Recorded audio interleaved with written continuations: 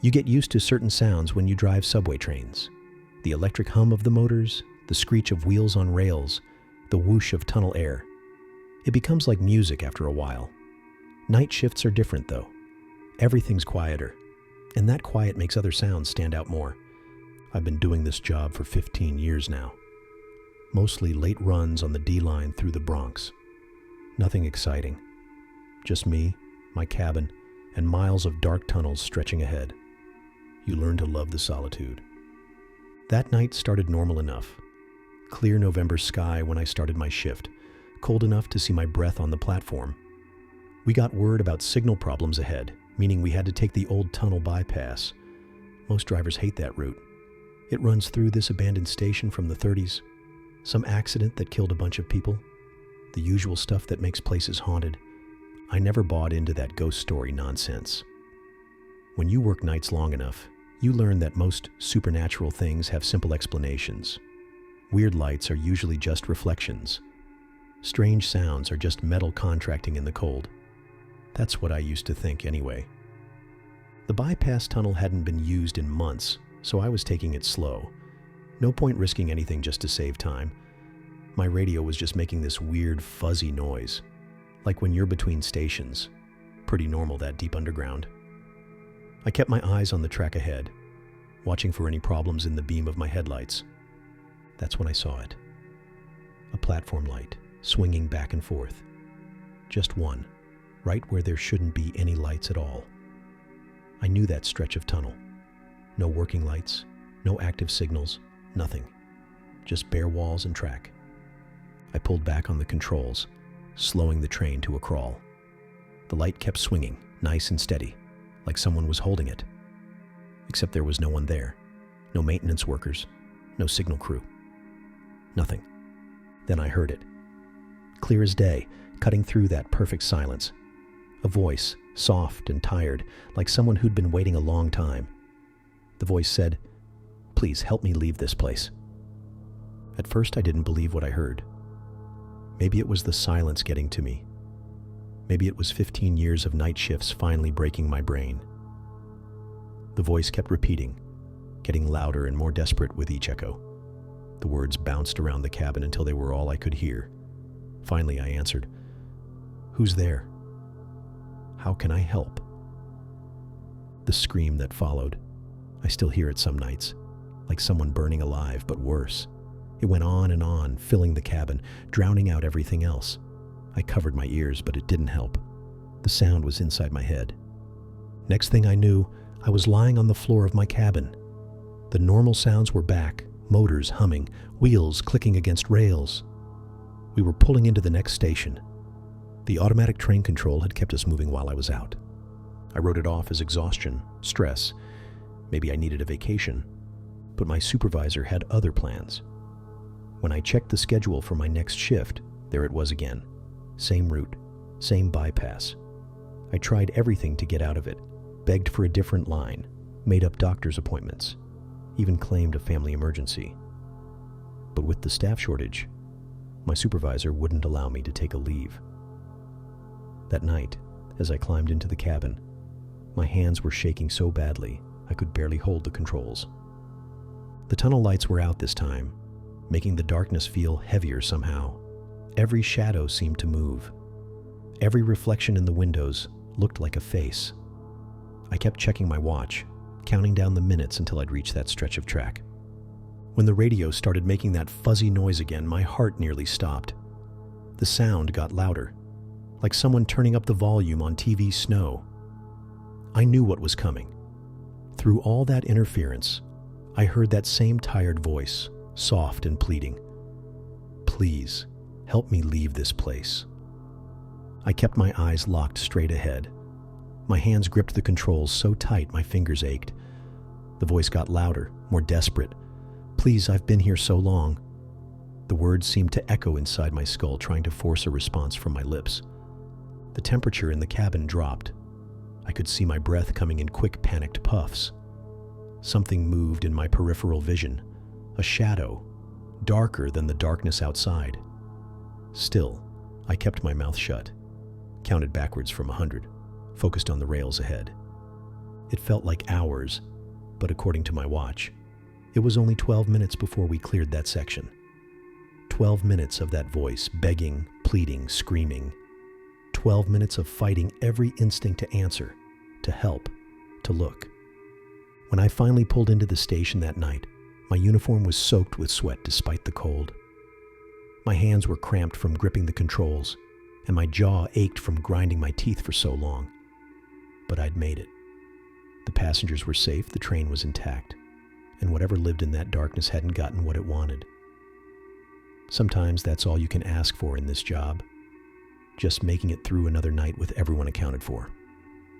They fixed the signals a month later, so we didn't need the bypass anymore, so I don't have to take that route anymore. But I still wonder about that voice, about who or what was trying to leave that place. And sometimes I feel guilty, knowing they might still be there, waiting for someone to finally answer.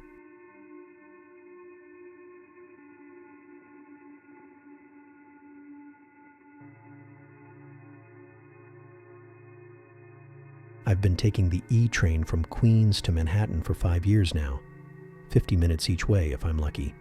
You see all kinds of weird stuff on the subway, people fighting, folks talking to themselves, the usual New York chaos. After a while, nothing really surprises you anymore. At least that's what I thought until last month. I always stand by the doors during rush hour. It's the best spot. You can lean against the wall, hold the pole, and most importantly, you're not stuck in the middle of the crowd. Plus, I like watching the tunnel lights flash by through the window. Helps pass the time. That morning was like any other. I was half reading on my phone, half watching everyone do that subway zombie thing where they're either sleeping, standing up, or staring at nothing. The train was packed as usual. We were somewhere between stations when the train slowed down. Just normal train traffic. Happens all the time. I kept looking out the window, watching the tunnel wall crawl by. That's when I saw it. At first I thought it was just a weird reflection. You know how subway windows can play tricks on you, showing you both the tunnel and the inside of the car at the same time. But this wasn't a reflection. This was a face, right there in the gap between the train and the tunnel wall. It wasn't a human face. I mean, it was face-shaped, but everything was wrong.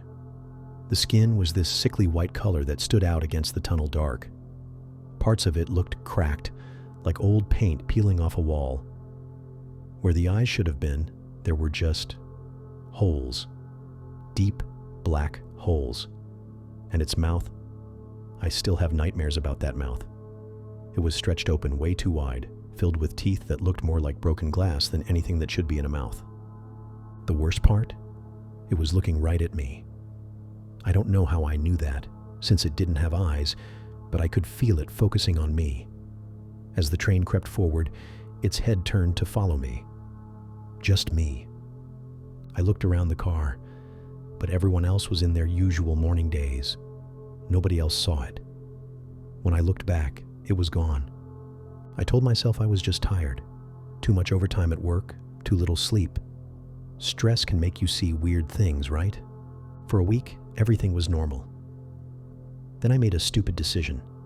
I stayed out late with friends, missed my usual train, and ended up catching the 3 a.m. back to Queens. The car was empty except for me. We were about halfway home when the train stopped. No announcement, just silence. I was sitting there, half asleep, when I saw a flash of white in the window. That same face, that same horrible broken-looking face, and then I heard it. This scratching sound from above the car, not like metal on metal, more like claws on steel. It started slow, then got faster and louder, moving back and forth across the roof, getting more frantic with each pass. I pressed my hands over my ears, but I could still hear it. That scraping, scratching sound. It felt like it was cutting right through my head. Then it stopped. I waited a few seconds before opening my eyes. The silence felt worse than the noise somehow. When I looked at the window again, it was there. But this time I could see more than just its face. It was hanging upside down, pressed against the glass. Its body was all wrong, too long, too thin, bent in ways a body shouldn't bend. and its mouth, there were pieces of metal stuck between those glass sharp teeth. It had been trying to eat through the roof of the train. As I watched, it opened its mouth wider than any mouth should be able to open. Its teeth scraped against the window. Little cracks started spreading across the glass. I ran, didn't even think about it. Just ran to the other end of the car. Behind me, I heard the glass cracking. But then the train started moving again, and when I finally got the courage to look back, it was gone. The window was still cracked, though. Those spiderweb lines in the glass proved I hadn't imagined it. I started taking the bus after that. Costs more, takes longer, but at least buses don't go through tunnels. Sometimes, though, when I'm stuck in traffic, I look down at the subway grates in the street. Sometimes I think I see movement down there, just at the edge of the light. Something white, something fast. I've started noticing other things too, like how there seem to be more delays these days, more trains stuck between stations, more service interruptions due to signal problems or track work. And sometimes, when I pass a subway station late at night, I hear sounds echoing up from the tunnels. Not normal subway sounds, more like scratching, like something with too many teeth is trying to dig its way through steel. I read the news every morning now, checking for stories about missing passengers or damaged trains. There's never anything specific, but I've noticed more articles about subway delays, about trains being taken out of service for unexplained damage. The other day, I saw a maintenance worker coming up from a tunnel. His face was white as chalk, and he was shaking. I asked if he was okay. He just looked at me and said they found something weird down there. Huge scratch marks on the roof of a train, teeth marks in the steel. I didn't ask any more questions. I still have my Metro card. Sometimes I take it out and look at it, remembering how simple things used to be. Just another commuter on just another train. But I know better now. Those tunnels go deep under the city. Miles and miles of darkness. And something's down there. Something that's getting hungrier. So here's my advice. If you have to take the subway, stay away from the windows. And if your train stops between stations, don't look outside. Just keep your eyes on your phone like everyone else. Because sometimes the darkness looks back.